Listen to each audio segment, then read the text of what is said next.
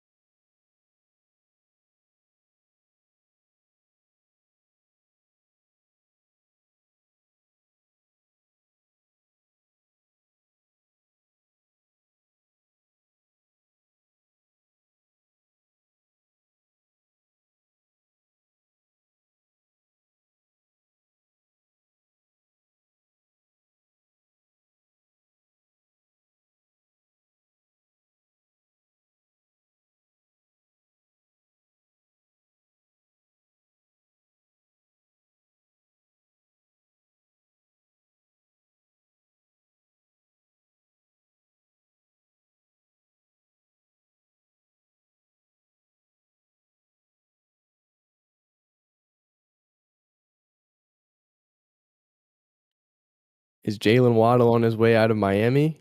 Is Josh Jacobs' status versus the Cardinals in question?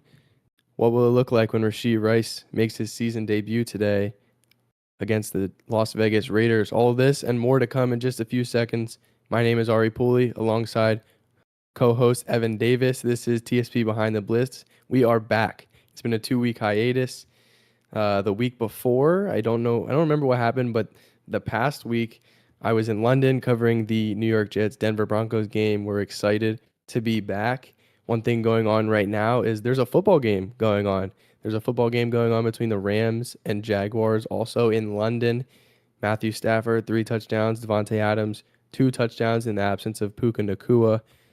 What is your take on that game? What have you seen, and who has looked good and who hasn't looked good? Yeah, I mean, the Rams they just relied on the pass all game, and I mean, obviously Devontae Adams is impressive, but the tight ends for Los Angeles have been impressive. Colby Parkinson, Tyler Higbee, they've been producing. The Jaguars have made some questionable decisions so far, going for a lot of fourth down. They could take points, and right now they have a zero, from what I remember. Um, but yeah, it's been all Rams. Absolutely. Let's get right into it. But before we get into what we had planned, we have breaking news that we just posted on TSP. Evan actually was the one to post it. It's that Eagles legend Brandon Graham is mulling a comeback from retirement. Remember, he retired last year after the Eagles won the Super Bowl. But there's a need at pass rusher with Zadarius Smith retiring, and Graham is looks like he's ready to fill that spot. What would that mean for the Philadelphia Eagles, especially coming off of 2 losses, one to the Giants, one to who was it to? The Broncos. The Broncos. Yeah. What does that mean? What does that mean for this Eagles defense? They need some pass rush up front. Nolan Smith also hurt. What does this mean? I think it'd be huge for a guy to step in, a guy that knows what's going on. He's a veteran, um, and he's very good with Philly in his tenure there. I think he'd bring a level of leadership that they may not have right now, and it might take him a bit to kind of get back. But I think in the long run, I mean, when they get into the playoffs, I believe they would. That he's going to be huge and come up with some big plays and big time leadership for them. Yeah, we're going to talk about the Eagles a little bit later. And one thing we noted is that they needed some help with the pass rush. And seems like this is going to give them a little bit of a boost if he does decide to come out of retirement. Moving on to our first game of the week, Packers versus Cardinals has a bunch of injuries. Kyler Murray, Cardinals starting quarterback, he has a mid-foot sprain and he's going to miss another game today against the Packers. It'll be Jacoby Brissett in his place at quarterback, and wide receiver Marvin Harrison Jr. suffered a concussion last week on a hard fall to the ground, but he's off the injury report and he will be on the field versus the Packers. That was a scary injury. Could have been a big blow to the Cardinals wide receiver core. As for the Packers, running back Josh Jacobs has a calf injury along with an illness. He's a game time decision, but one more thing to note. The Packers plane was delayed for multiple hours yesterday. So he's a game time decision, but I'm sure the calf and the illness didn't appreciate the plane delay. Mm-mm. We'll see here. The game starts at 4:25. We'll see if he's active and inactive around 3 o'clock ish. But what does that mean for the Packers? What are you seeing from this game today? Yeah, I mean, Packers. I If Jacobs is a go, I think the Cardinals have allowed a lot of targets out of the backfield um, so far this year, and especially the Packers. The Cardinals run a lot of zone coverage, and when the Packers see zone coverage, they like to check it down. Jordan Love is a big check down guy when it comes to zone coverage this year, a lot to Jacobs. But if Jacobs is not in there, you will see Emmanuel Wilson in there, and he's come up big for them a few times. And out of the backfield, I think that's where the impact would be big. Looking at the Cardinals' offense, last week they hung with the Colts, almost came out victorious there. Um, Put up a lot of points, put up 27. I think Brissett had over 300 yards. McBride had a good game. But what we're seeing with Brissett is um, he can't take sacks, and that's a big thing I think with the Packers pass rush. Micah Parsons leading the way. If Parsons is coming, if those guys are coming, they're getting to Brissett. He needs to get the ball out of his hands because if he doesn't, they're going to be dealing with a lot of passing downs, a lot of second and 15, third and 17, whatever. They're going to be dealing with a lot of that and falling behind the sticks, and I think that could prove very costly for them. Absolutely. And before we move on to these next games, I do want to remind everybody in the chat that we will be answering pretty much all of your questions. So be sure to put your questions in the chat. And I did want to get to one of them because I did see a question. That's what sparked me to say that is from Falcons Time, obviously a Falcons fan page. Asked the question for a score prediction for the Falcons versus 49ers. I won't have just you put that. I will also put my score prediction. But if you want to go first, what are we thinking for the Falcons 49ers today? Yeah, I've been looking a lot at that game, and the Niners, I believe, are favored by 2.5 points at home. Um, saw the Falcons; they're very impressive against the Bills, but yeah, I like the Falcons to come away with the upset, I guess. I like the Falcons to win that one. Probably middle of the road scoring, like 23-21, 24-21. I like the Falcons to come away with that. I like them to the pass protection is going to be there for them. I don't know if the Niners will be able to get to Penix a whole lot, and that's where Penix kind of folds under pressure. So if Penix has time, like I think the Falcons are gonna be firing. I agree. I agree. I was thinking Falcons before you came up with your answer. I think um, I do think the 49ers are a better team with Brock Purdy, as well as Mac Jones has been playing. But I do think the Falcons get it done. They've looked very good on offense. Bijan Robinson, he's arguably the best player in the entire NFL. Um, Michael Penix has looked very good, and I think the Falcons pull away with this one. I'd say 27-20. Falcons get it done, but don't be surprised if this is a closer game um, than 27-20. So moving on, I know many of you are Chuba Hubbard or Rico Dowdle fantasy owners, and we wanted to answer that and give you some clarity. So there is some clarity as to how they will use the running backs today versus the Jets. So here's the deal. The Panthers extended Chuba Hubbard in the offseason, committing long-term money to him. But the performance of Rico Dowdle has been undeniable. He's been truly amazing, over 200 scrimmage yards in back-to-back games. But I'm told that the Panthers look deeply into ways that they can involve both of them. ESPN also reporting that they've studied how the Lions and the Seahawks handled their running back splits. The Lions with Jameer Gibbs and David Montgomery, Seahawks, Kenneth Walker and Zach Charbonnet. Both teams have notably used both running backs. You oftentimes see Kenneth Walker get the Seahawks down to the goal line and Charbonnet put the ball in. Jameer Gibbs catching out of the backfield, taking carries along with David Montgomery. You've seen that from both of those teams. So the Panthers see a lot of talent with both guys. They've loved Chuba Hubbard, but like I said, Rico Dowdle has been undeniable. So they're doing whatever they can to get both running backs involved today against the New York Jets team that is 0-6. Yeah, the Jets have struggled against the ground game this year. They've allowed a lot of fantasy points to running backs on the ground, especially. Um, and we're going to see a split today with Dowdle and Hubbard. Um, could go 60-40. Dowdle, I don't know, but as close to a split as you could probably think. It's going to be interesting to see. Will they go like drive for drive? Will Dowdle get a drive? Will Hubbard get a drive? Will we see, when Hubbard gets it down to the goal line, just like, you talked about with Walker, will Dowdle come in at the goal line? What's going to happen there? But I think it'll be as close as a 50-50 as possible because obviously both guys are so talented. If you're looking at fantasy wise, Rico Dowdle's probably your guy. If you had both of them, it'd be kind of hard if you had both of them. But I think both would be worthwhile starts this week.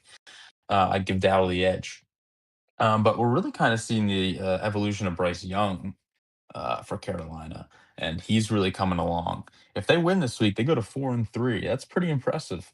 You know, Young had a lot of setbacks early on, and he's coming on last week, 3 touchdowns. I think they're really firing, whether it be the ground game or Young, and they get an addition back this week in Jalen Coker to the wide receiver group, and he fits in right into the slot. I believe he ran 60% of routes in the slot. You obviously have Renfro, but Coker fits into the slot, and the Jets have allowed a lot of targets to the slot this year, which brings me to my first bet, which is Jalen Coker over 23 and a half receiving yards.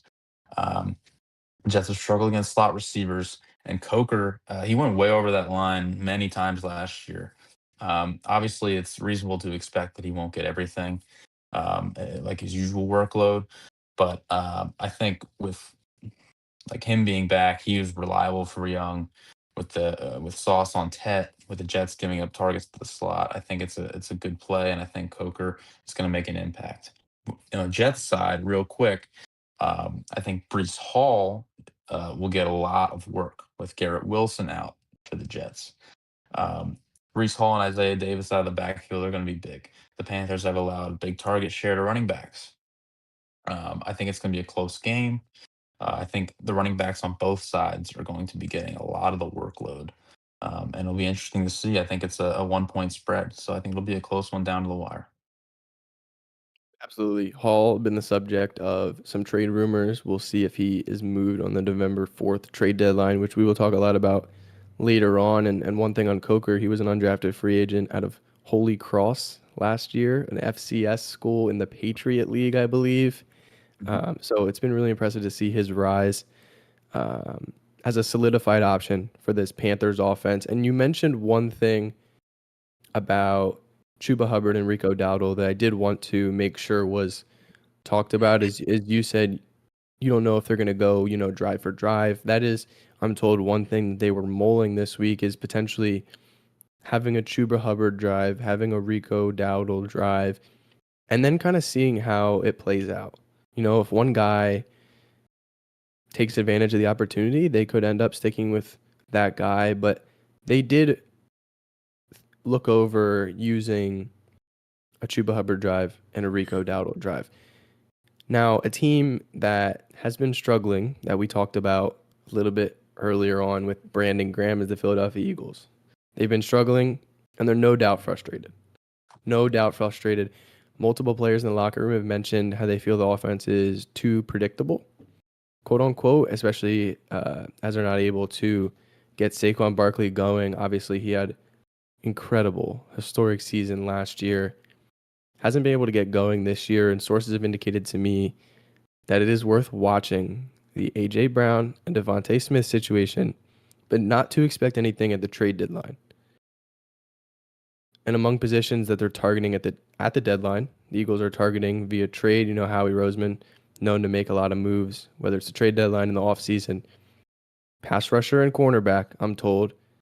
And I wrote that down before the news came that Brandon Graham is considering a return from retirement. So if Brandon Graham returns, maybe less likely that they look to add a pass rusher and more likely that they look to add a cornerback. A.J. Brown, Devontae Smith not moving.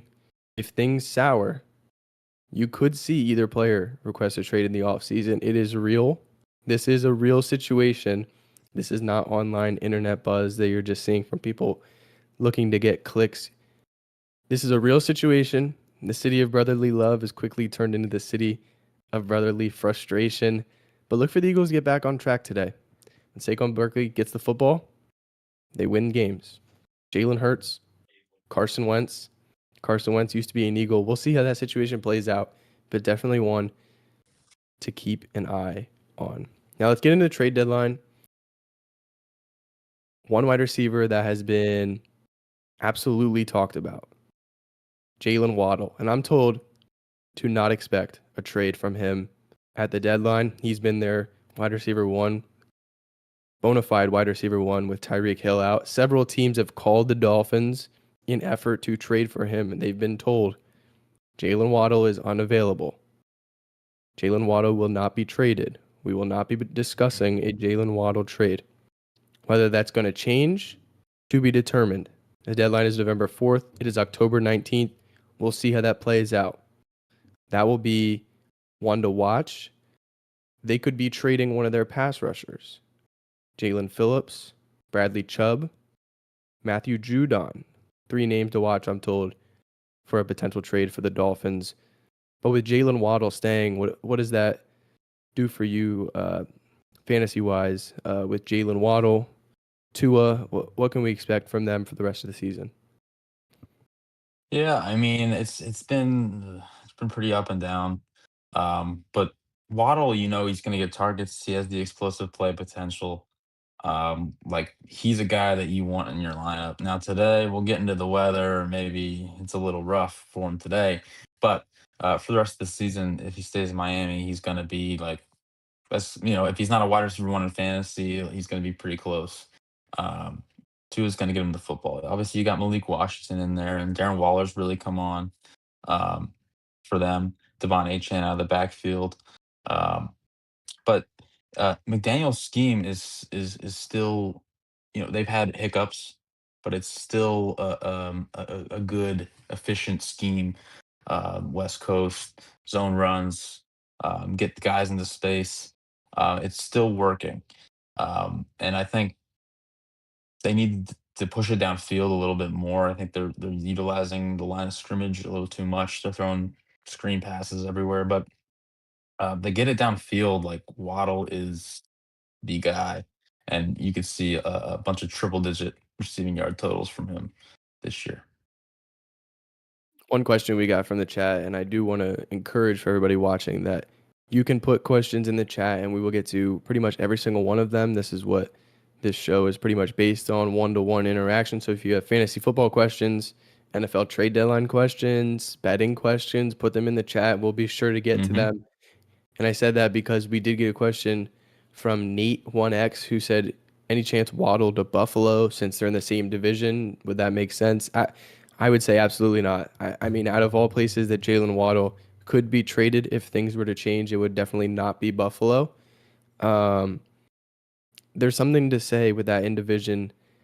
Um, those in division trades, you rarely see them. You saw it between Joe Flacco between the Bengals and the Browns, but that's truly rare. And teams in division are really likely to have to pay extra for a player because they're in division, because they play the team that they're making the trade with twice a year. That's typically what you see. So I would say no to Jalen Waddle in Buffalo. That would be a dynamic duo between Josh Allen and Jalen Waddle. I do want to get to another question here from Marshy Balboa, who is a regular on this show. I feel like I've said this name a couple of times.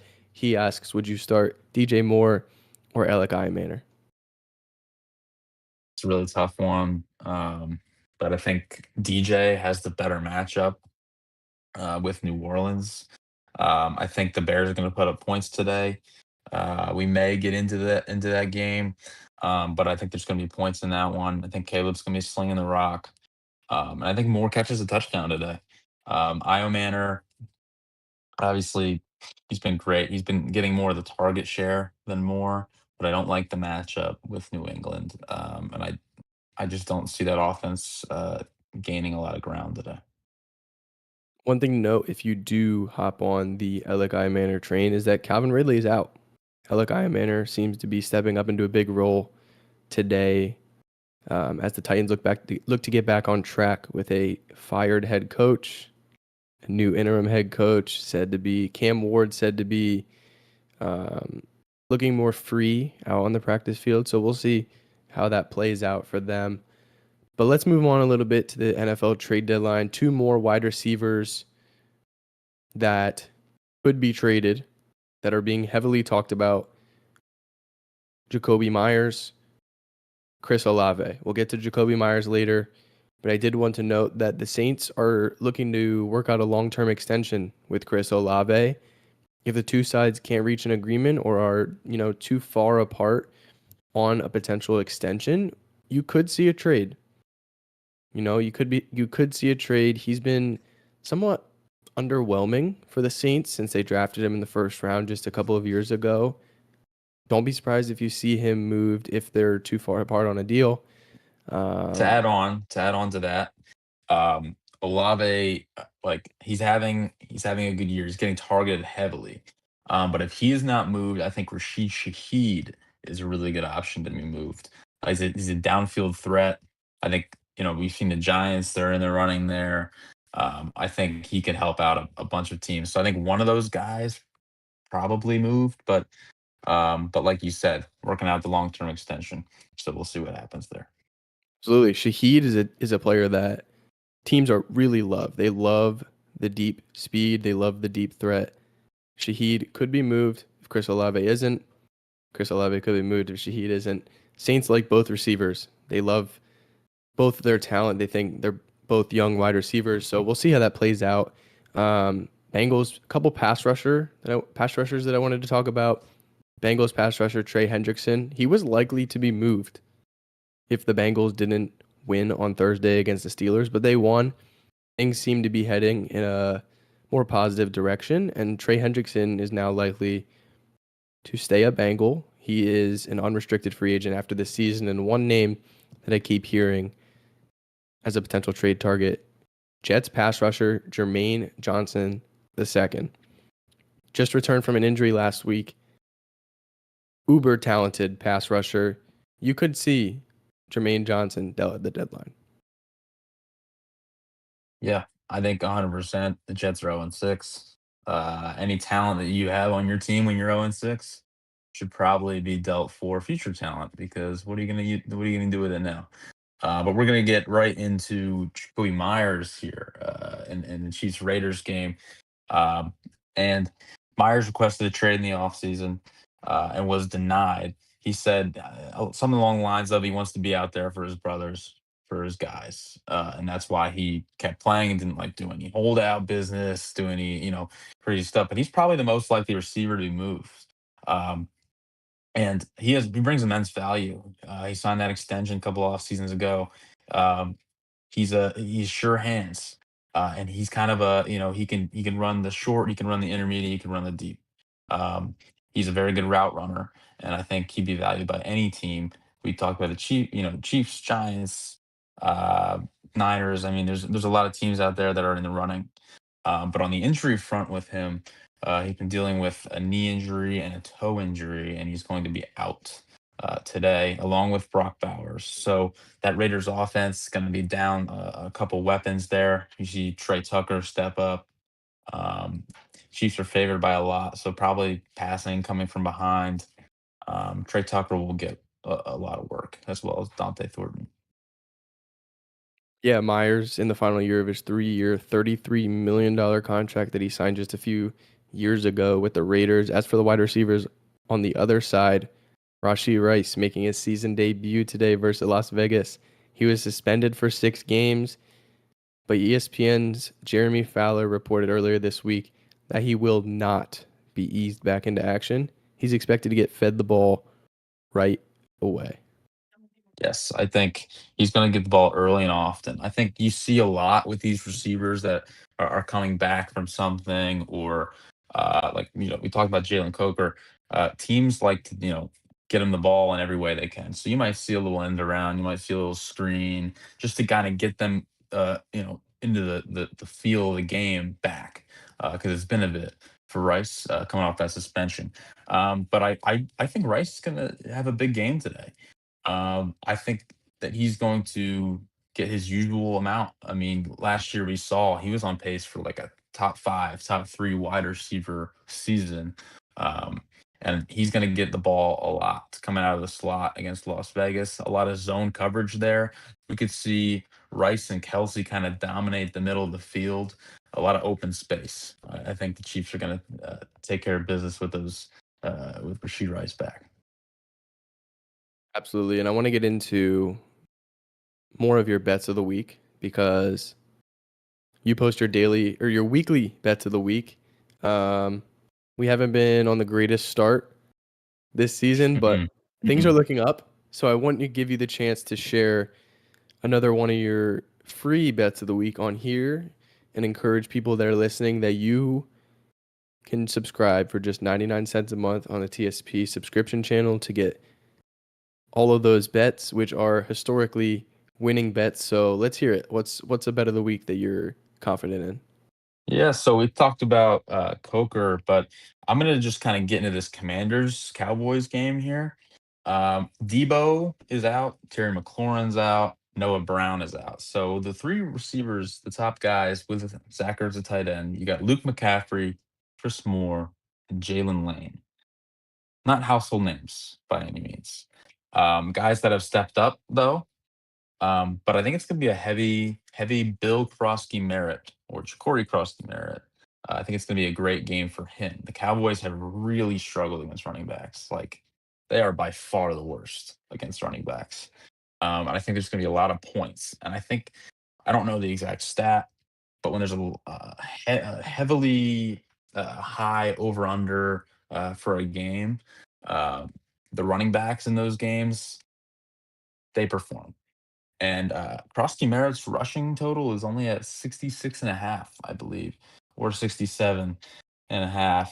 And, I have that going over, today. The Cowboys really struggle. He's gonna have a lot of opportunity. We saw him against, the Bears, um, and he's been getting a lot of carries, a lot of touches, and he's kinda taken over as the RB1 there. So, Bill over 66.5 rushing yards.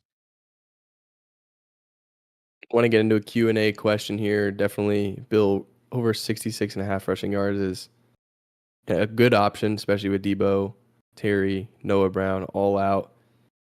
Don't sleep on Luke McCaffrey. Don't sleep on Jalen Lane. Those are pretty good options at wide receiver for the Commanders. But a question here: we talked about Chuba Hubbard, we talked about Rico Dowdle.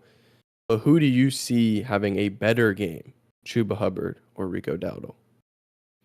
I think I touched on that a little bit, but I think Rico Dowdle is your guy to have a better game. I think it's really hard to predict in these backfields, but I mean the guy who just had 200 plus yards in the last two games is kind of the guy you'd think they would lean on a little more than the guy coming back from injury. Both guys are obviously really talented. Chuba might end up with a touchdown. Rico might not, but I think Rico's going to get more opportunity probably. So I would go Rico. For sure. Like you said, both guys uber talented. Another question here. We talked about Josh Jacobs dealing with a calf injury, dealing with an illness. Those things could have gotten worse on the 4-hour plane delay, could have given him a little bit more time to rest. We don't know, but he could be out today against the Cardinals. And his backup, Emmanuel Wilson, has shown flashes in Jacobs' absence and when he's come in for Jacobs. Is Emmanuel Wilson a must start if Josh Jacobs doesn't play today versus the Cardinals? Kind of would depend on your other options, but I wouldn't say must start. Because obviously we've seen the Packers, they get real creative. They get the receivers in the run game. Um, Love is a gunslinger. I wouldn't say must start, but he's probably gonna get 10 to 15 plus touches. Um, so especially like PPR, I do think like out of the backfield, he'll have a lot of value. So PPR, he's probably getting closer to a must start territory. Um, but I wouldn't say must start. Yeah, totally fair. Totally fair. Let's move on to the last game of the week that we were set to talk about is Dolphins Browns, and this could be a wild one. Both teams in the midst of some struggles as we near midseason, and it might not be getting any easier to win a game for either team today. 67 degrees projected forecast, 100% chance of rain, and 40-mile-per-hour wind gusts. How does that affect the game today? Yeah, it's gonna be a rough one. I think it's the lowest over under total. Like it is not projected to be a pleasing one to the offensive uh, eyes of most NFL fans. But it's going to be a lot of running the ball. It's going to be ground and pound. It's going to be Judkins versus Devon Achan. That's kind of going to be if you're looking for a positional matchup there. But Judkins is projected to have a huge game. The Dolphins have not been able to stop the run. He's been getting the ball a ton. And I think that Judkins has a real possibility to be RB1 this week. I think that like that is a real possibility. Um, and HN, we know the talent that he has, um, and it's gonna be running the ball. It's gonna be short passing. It's gonna be time of possession. But I think it's gonna be close. We'll see what happens. But I could see like a 17-13 old school, you know, Dick Buckus type of game. You know what I mean? Yeah, for sure. One player to note on the Dolphins that we didn't talk about earlier in terms of the trade deadline, Dolphins running back Jalen Wright could be on the move for a team that's looking to acquire a running back. The Chargers, the Chiefs, any of those teams, any team that may want a running back, seems like Jalen Wright is available for a trade. The Dolphins have been pretty underwhelmed by him and pretty satisfied with the progression of Ollie Gordon out of Oklahoma State, rookie.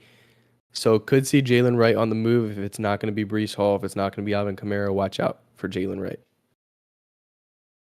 Yeah, I think um, with Wright, he's shown flashes. I know last year they were high on him. He got a lot of touches, um, a good amount of touches, and it kept increasing. Um, Second year guy, but yeah, I mean, Ollie Gordon has really stepped up for them as the backup. There's really no need to have Jalen Wright in case. I mean, I guess in case of an injury.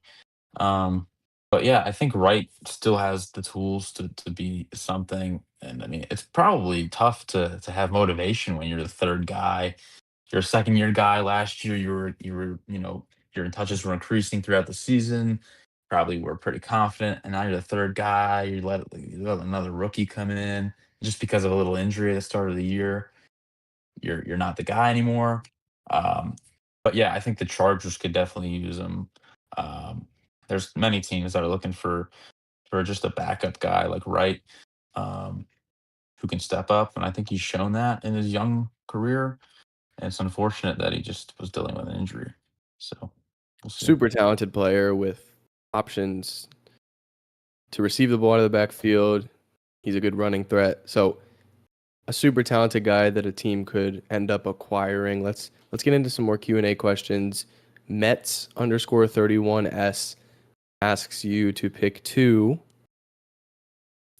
Lad McConkey, George Pickens, or Rome Odunze. Mm.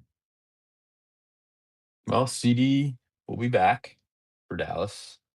Um, that will be a little bit of a drop for Pickens. He's not gonna have that type of game that he's had as wide receiver one for Dallas. But I still think you keep Pickens in there.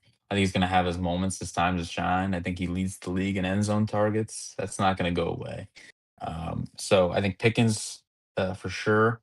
And I really like Odunze's matchup with New Orleans. Like I said before, I think Caleb's going to sling the rock and going to put up points today. Um, but yeah, I think Odunze and Pickens are the two there.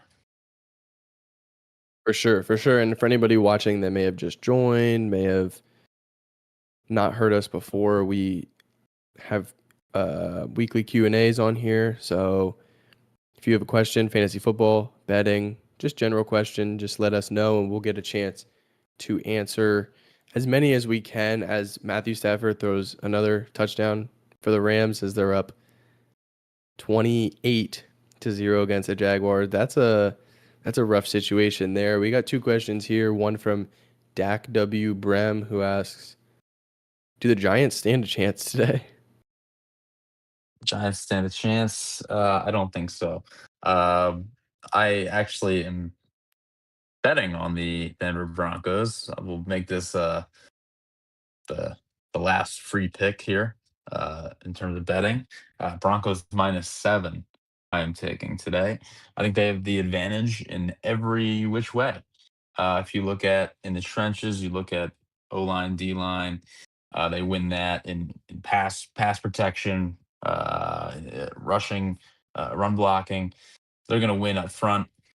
I think you could see a big game from Cortland Sutton. I think J.K. Dobbins could have a big game. I don't think the Giants' defense is really going to do anything to hinder the Broncos. Um, so we'll see. Maybe Cam just puts his head through some people uh, for New York, and maybe he just goes off. But I don't see it happening. I take the Broncos today at home. For sure. One thing to note um, on that Matthew Stafford passing touchdown, actually, Terrence Ferguson, former Oregon tight end, rookie out of Oregon, caught that touchdown pass. That's his first touchdown pass of his career. So congrats to him. And we continue to encourage more questions. Somebody asked if the Falcons are going to win. We went over that earlier. We both predicted the Falcons to win against the 49ers. They're not favored, they are underdogs. In the meantime, while we wait for more questions, Evan, is there anything else that you wanted to bring up that you potentially didn't get a chance to bring up today? Anything to watch, matchups potentially? Yeah. Well, there's a lot that I can go into, but I think Monday night. I just want to look ahead a little bit here. Monday night, you got the Bucks and the Lions. I think that game is the game of the week. That game is really going to be good. Um, but if you're looking at the Bucks receivers, um, Mike Evans likely to play, limited in practice pretty much all week, beside the rest day. He is projected to be back, and Emeka Ibuka dealing with a little bit of a hamstring. Um, it was looking kind of bleak, but according to Adam Schefter, he has a real chance to play. Now that is I don't know if that's a risk he'd be willing to take fantasy wise, waiting till Monday. I'd have a backup like Sterling Shepard. I actually did that in my one league. I think Shepard, he's reliable if Ibuka doesn't go. Um, but I think uh, that yeah, just have a backup plan there. But it's huge for the Bucks. Huge for the Bucks to get potentially both those guys back. But even if not, K. Dotton has been really good for them. And we know the Lions at home is a real threat offensively. So we'll see some points in that one.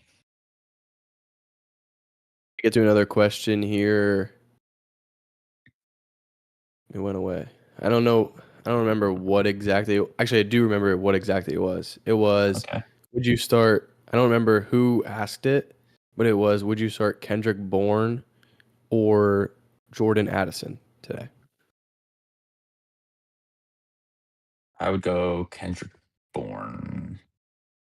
Yeah, Kendrick Bourne. It's close uh because you know, Addison is I don't he's the wide receiver two in Minnesota. Um, and Bourne has just been getting everything. 142 last two games for Bourne. Um, so I think I'd go Bourne. It's really close. It's really close. I'd go Bourne though. For sure. And let's that's a tough one. That is a tough one. I will give it to you. You didn't seem too convinced either way. It's a toss up. But Yeah. before we get into a couple more questions, just want to thank you guys for tuning in. We're here every week around 11:30 Eastern. We talk about the NFL, fantasy football, betting, Evan's betting picks.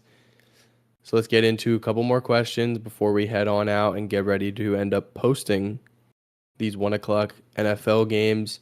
Johnny.luna.4 asks, would you go ahead and start Ibuka considering the injury concern or just start Rico Dowdle? I think I would just start Rico. I think that's a good risk there. Just taking Rico, um, because from what we've heard, from what was reported, like Ibuka's not a sure thing at all. Like it's like a 50-50 or less for Ibuka. So unless you were confident in like a Sterling Shepherd that you could just put in for Ibuka, uh, or like somebody on the Lions that you would have, if you're like confident there, but Rico's a really good option, so I think I'd just go there and not take the risk. For sure. Great players. Tough option there, especially considering the injury.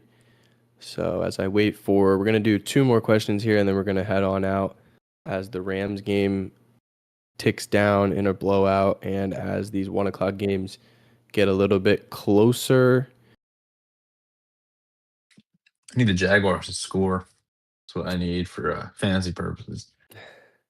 Because don't need the guy that I'm facing. The Rams D has like 25 points right now. We could take that down. If they just put a field goal on the board, would be great. Believe there it is, a Travis Hunter 34-yard touchdown catch. As you talked about the Jaguars scoring, Travis Hunter catches his, I That's believe, his huge. first touchdown pass of his career. Good for him and good for me. Yeah. Uh,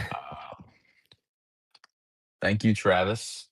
I appreciate that. I'll probably DM you later, just to congratulate you. Yeah,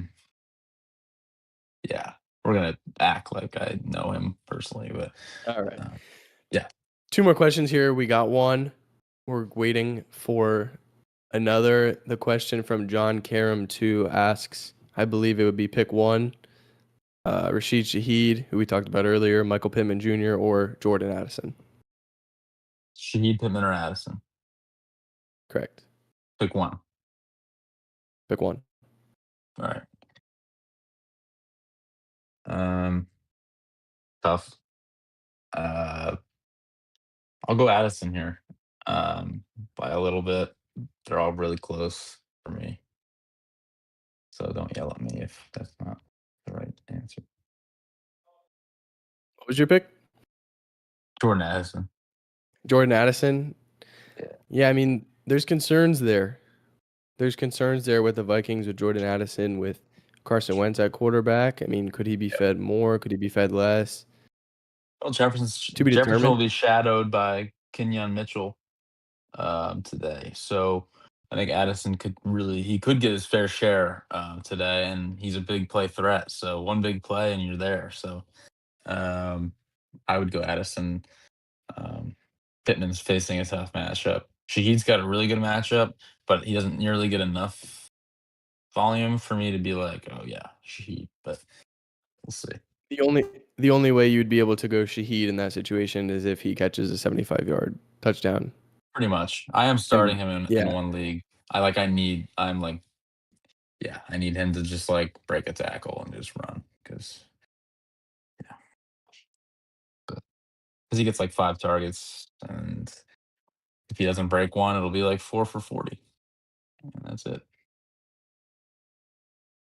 so as we wait our last question of the live, we want to thank you and encourage you to tune back in next week, to subscribe to the TSP subscribers channel where Evan posts his weekly bets.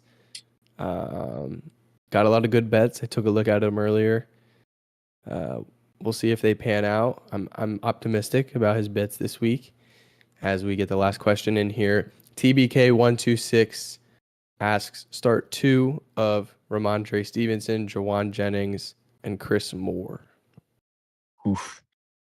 Stevenson, Jennings, and more. Um, yeah, I would have Chris Moore in your lineup. It's kind of crazy to say that, but like he's been good and he's stepped up for them, and now he's gonna be like wide receiver too in a game that could have a bunch of points. So I'd have more in there. Um, who were the other two guys? Sorry, I just Ramondre Stevenson and Jawan Jennings. got really in depth with Chris Moore. But yeah, um, I think Ramondre is your number two guy. Titans have been able to stop the run this year. Patriots are favored by a touchdown or more. So I think he's going to get his touches double digits. If he gets in the end zone, there you go. For sure, for sure. It's been a pleasure being here since 11:35, talking about fantasy football, talking about NFL trade deadline, betting picks. Do you have any more betting picks you want to leak, or are we just gonna keep that on the low and have them subscribe for just 99 Not cents a month. just 99 cents, and I'm pretty sure there's, like, a free trial or something. Um, but, you could lend out a good dollar. Actually, 99 cents because nobody wants to round up, but, um, yeah, I mean, no, I don't wanna give out another pick because I want people to go and pay 99 cents. So, How about um, this? How about a player that you did not put a pick okay, on that you are optimistic about to have a good okay. week? Dallas Goddard. I think Dallas Goddard, uh, I was really close to betting on him, but he's a guy the Vikings have been susceptible to tight end targets this year. He's been targeted a lot. He's been, like, the number 1 guy for whatever reason. Even he's, like, the only one not complaining because he's getting the ball. But, uh, but yeah, I think Dallas Goedert, it could be the guy with, um, everything else going on there. He's the only one that's like, "You know what? I'm fine with whatever." So, reward the Yeah. guy doesn't really talk. Yeah. Yeah, certainly one to keep an eye on as that situation continues to sour, or we'll see if it improves after this week against the Vikings. Thank you all for joining. My name is Ari Pooley, along with co-host Evan Davis. We thank you for joining us for yet another week of TSP Behind the Blitz live, and we will see you next week. Do you have any more words of wisdom that you want to share Words of before wisdom. we end it? Well, um, I think just do your best, right? Do your best in, fantasy football, but no, just do your best in life.